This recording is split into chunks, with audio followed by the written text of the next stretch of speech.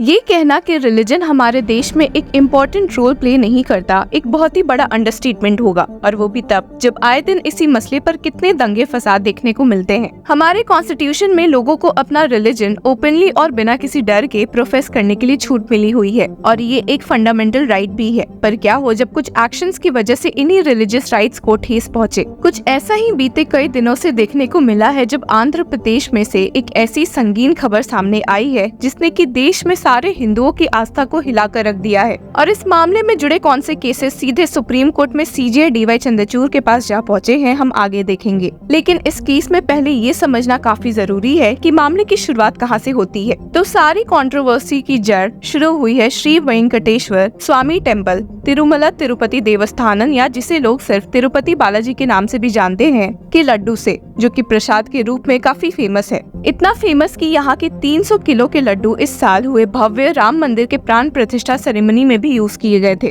कुछ दिनों पहले जब आंध्र प्रदेश के current chief minister Chandrababu Naidu ने ये डिक्लेयर कर दिया कि पिछली सरकार के रेजिम में तिरुपति बालाजी मंदिर के प्रसाद में एनिमल फैट का इस्तेमाल किया गया है, तो पूरे देश में एक अपराइजिंग देखने को मिली है। मामला और बिगड़ गया जब एक लैब रिपोर्ट सामने आ गई जिसने इस बात को प्रूव कर दिया कि इन लड्डूज में फिश ऑयल, बीफ और पिग फैट सब पाया गया है, और स्पेशली इस लड्डू में यूज हुए घी में। अब इस केस में कई पॉलिटिकल एलिगेशंस भी लग रहे हैं, जहां इल्जाम है कि चंद्रबाबू नायडू और उनकी टीडीपी पार्टी, जिनकी एलआई बीजेपी है, ने जानबूझकर ऐसे घिनौने इल्जाम वाईएसआर कांग्रेस और farmer Andhra Pradesh chief minister Jagan Mohan Reddy पर लगाए हैं। ये बात इसलिए भी उठी है क्योंकि जिस लैब रिपोर्ट ने ये सब प्रूव किया है वो असल में Gujarat based life stock laboratory है, और गुजरात में बीजेपी की ही सरकार है। अब ये एलिगेशंस तो आए दिन लगते रहेंगे, पर आपको बता दें कि गुजरात बेस्ड ये नेशनल डेयरी डेवलपमेंट बोर्ड के तहत Centre of Analysis and Learning in Livestock and Food Lab is a facility recognised by the central government, और जिसने पाया है कि लड्डू को बनाने में शुद्ध घी का इस्तेमाल नहीं हुआ है और अडल्ट्रेटेड घी यूज हुई है।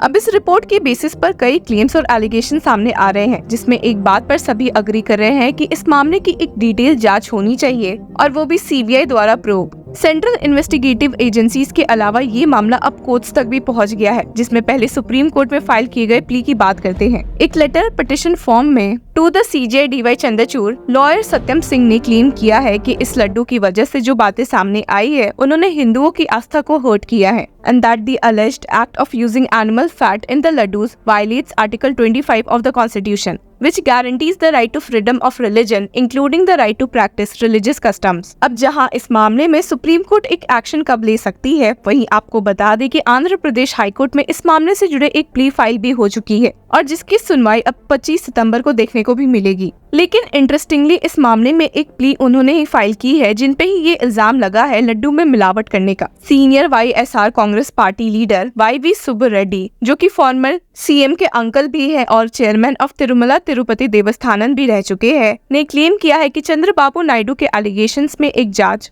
जज द्वारा होनी चाहिए या एक स्पेशल इन्वेस्टिगेटिंग टीम द्वारा। इस प्ली में he has stated that an investigation into the animal fat allegation should be conducted by a sitting high court जज और the high court should form a committee और it could be handled by the CBI. अब इस case में देखना काफी interesting रहेगा कि कोर्ट्स में इस मामले में सुनवाई किधर जा सकती है। ऐसे आपको बता दें कि अभी बीते दिन ही केरला हाईकोर्ट ने एक दूसरे मामले में ये अपहेल्ड किया है कि unadulterated food is a fundamental right, और इस केस में भी एडवोकेट सत्यम सिंह ने सीजे को लिखे गए लेटर पिटिशन में सुप्रीम कोर्ट के पुराने जजमेंट्स को काफी हाईलाइट किया था, जो कि रिलीजियस प्रैक्टिसेस और उनके फ्रीडम से जुड़े हुए थे। इंटरेस्टिंग बात तो ये है कि इस केस में एक letter former CM of Andhra Pradesh Reddy भी लिखने वाले हैं, और वो भी सीजे डीवाई चंद्रचूड़ को ही। और इस मामले में उन्होंने क्या एग्जैक्टली कहा है, एक नजर डाल लेते हैं।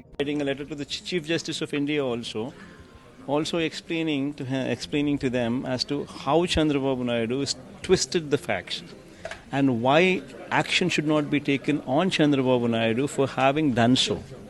Sir, will you be meeting to PM as well in Delhi? No, PM meeting is a separate story altogether. Me writing a letter to these institutional bodies, to the heads of the institutional bodies, that's a different story. अब इस case में इस point का जवाब executive officer of Tirumala Tirupati Devasthanam Shyamala Roy ने दिया है कि भला गुजरात में ही लैब टेस्टिंग क्यों हुई है, और चलिए एक नजर उनके भी जवाब पर डाल लेते हैं।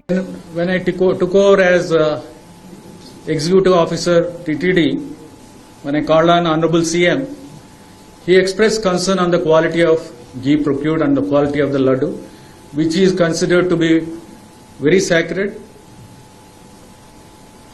and it is offered as prasadam to Sri Lord Venkateswara Swami. And any deviation in the quality will cause, it is called doing apavitram, doing something which is not sacred. So he wanted that we should take steps to ensure that the sanctity of the temple is restored by different means, including improving the quality of ghee, getting pure cow milk ghee. So as per that, we started working on that. Then we found that there are various reasons why the quality of ghee is not up to the mark. One is that we don't have any internal lab to test adulteration in the ghee. And also there is no system of testing the quality of ghee for adulteration in outside labs also. There is no system. We could have explored, we could have done it, it's very easy. There is no system. And the rates quoted by the tenderers for whatever reasons is unviable. The rates are so low that everyone can say, not necessarily an expert, anyone will say that it is a, you cannot get ghee, pure cow ghee, which is offered to Swami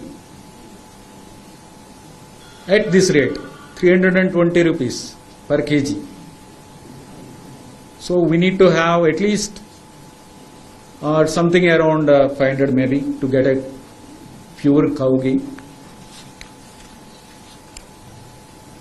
So that is what, these are the reasons why we have pure quality of ghee. So we started working on that, and then we warned all the suppliers. We told them that if you are supplying any substandard ghee, we will blacklist you. We will test the samples in outside NABL accredited labs and we will blacklist you for substandard supplies. So almost everybody started improving their supplies and we didn't have any issues except with one supplier. तो फिर इस case में आपकी क्या राय है, हमारे साथ जरूर शेयर करें. Until then, keep following Law Chakra.